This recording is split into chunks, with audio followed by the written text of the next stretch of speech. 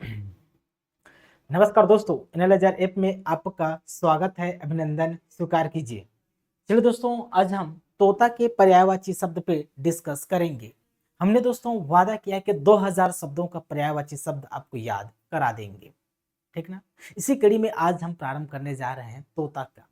तोता का पर्यायवाची दोस्तों अक्सर एग्जाम में पूछ लिया जाता है, तो चलिए समझते हैं। जैसे तोता के पर्यायवाची शब्द क्या क्या होते हैं, तो एक होता है दाड़िम प्रिय। दाड़िम प्रिय कहा जाता है। अब दाड़िम प्रिय क्यों कहा जाता है, तो कुछ चीजों को आपको याद रखना है, तभी ये शब्द याद हो पाएंगे। दाड़िम मतलब होता है दोस्तों अनार, सिर्फ दाड़िम। दाड़िम मतलब क्या होता है, अनार। अनार का अनार होता है, दाड़िम अनार को कहते हैं। अनार किसके लिए प्रिय होता है, तो तोता के लिए प्रिय होता है दोस्तों। तोता का जो मुख्य आहार है वो अनार है, इसलिए तोता को दाड़िम प्रिय कहा जाता है। अनार किसके लिए प्रिय है, तो तोता के लिए है, इसलिए दाड़िम प्रिय कहा जाता है किसे, आपके तोता को। राइट। दूसरा सुख। पहले समय में दोस्तों सुख, सुख शब्द का प्रयोग होता था सुआ के लिए, तोता के लिए सुख शब्द यही बदलकर सुआ हो गया। सुख से बदलकर सुआ हुआ, सुआ से बदलकर सुग्गा हो गया। तो सुख सुआ सुग्गा एक दूसरे के अपभ्रंश शब्द हैं। सुख बोला जाता था पहले, सुख से सुआ बना, सुआ से सुग्गा बना, तो सुग्गा भी, सुआ भी और सुख भी तोता के पर्यायवाची शब्द हो जाएंगे। एक बात हमेशा याद रखना, वे शब्दों के पर्यायवाची शब्द पूछे जाते हैं जिनका साहित्य में स्थान होता है। जैसे सुख शब्द का साहित्य में स्थान है, तो सुख का पूछा जाएगा। फालतू शब्दों का पर्यायवाची शब्द नहीं पूछा जाता है, उसी शब्द के पूछे जाते हैं जिनका साहित्य में स्थान होता है, याद रखना। ठीक। इधर देखिए, कीर।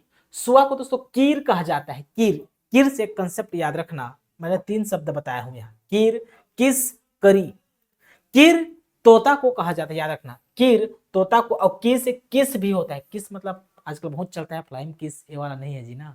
किस बंदर को कहते हैं, जैसे किस किस बंदर, ऐसे सुना होगा बचपन में, तो बंदर को किस कहा जाता है। बंदर की पर्यायवाची शब्द किस हो जाएगा। कीर तोता, किस बंदर, करी हाथी को हम पढ़ चुके हैं, हाथी के पर्यायवाची शब्द में करी कहा जाता है, कर से बना है, करी, ठीक ना। तो करी हाथी को कहा जाता है। ये रहा आपका कंसेप्ट। ठीक। देखिए, रक्त तुंड कहा जाता है, रक्त तुंड। रक्त तुंड, तुंड मतलब होता है दोस्तों, तुंड मतलब होता है चोंच। जैसे हाथी को वितुंड कहते हैं। हाथी को क्या कहते हैं जी, वितुंड, जिसका चोंच है लंबा, वितुंड हाथी। तुंड मतलब होता है चोंच। ठीक। वहीं पर दोस्तों यहाँ पर इसका चोंच क्या है, लाल है। देखिए इसका जो तुंड है, चोंच है, वो लाल है। देखिए लाल है, लाल रंग का दिखाई दे रहा होगा, इसलिए इसको रक्त तुंड, रक्त मतलब लाल, रक्त तुंड कहा जाता है। जिसका तुंड लाल रंग का है, जिसका चोंच लाल रंग का है, अर्थात तोता, तो तोता को रक्त तुंड कहते हैं।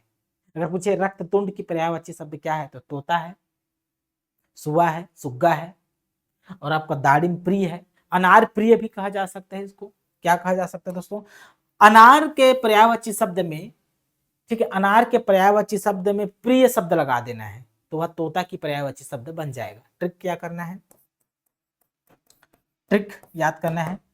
अनार, अनार की पर्यायवाची, पर्यायवाची शब्द में क्या लगाना है आपको, प्रिय लगाना है, प्रिय लगाना है, तो आपका ये तोता का पर्यायवाची शब्द बन जाएगा।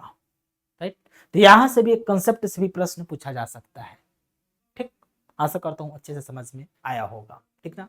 मैं यूनिक तरीके से शुरुआत किया हूं शब्दों को पकड़ने का, शब्दों पे कमांड बनाने का। दोस्तों पूरे यूट्यूब में ऐसा वीडियो आपको देखने को नहीं मिलेगा जो एक एक शब्द को डील करता हूं। अभी के लिए बहुत बहुत धन्यवाद। Thank you.